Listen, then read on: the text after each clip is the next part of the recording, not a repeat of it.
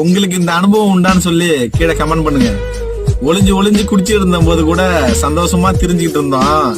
ஆனா என்னைக்கு இந்த மாமா மச்சா சித்தப்பன் பெரியப்பன் அப்படின்னு சொல்லி உறவுகளை அந்த மதிக்காம திமிர்த்தனமா எல்லாத்துக்கூடயும் நட்பா பழகுறங்கிற பேர்ல இந்த மாதிரி விஷயங்கள்லாம் செய்ய ஆரம்பிச்சோமோ அன்னையில இருந்து பாத்தீங்கன்னாக்க நம்மளுக்கு மிகப்பெரிய இழப்புகளை சந்திக்க ஆரம்பிச்சிருக்கோம்.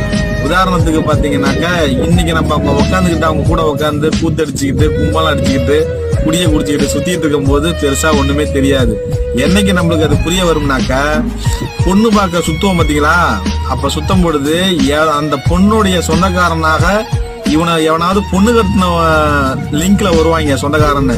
அப்போ அவன் நம்மள நம்ம ஊர்ல அனலைஸ் பண்ணும் பொழுது நம்மளுடைய வண்டவாளத்தை ஃபுல்லா அவுத்துட்டுருவானுவான். நிறைய பேருக்கு இதே மாரி நிலைமை தான் ஏற்பட்டு இருக்குது. ஒரு ஆட்டம் ஆடி போடுறானவன் அப்புறம் உட்காந்துக்கிட்டு அழுகுற ஒரு சூழ்நிலை.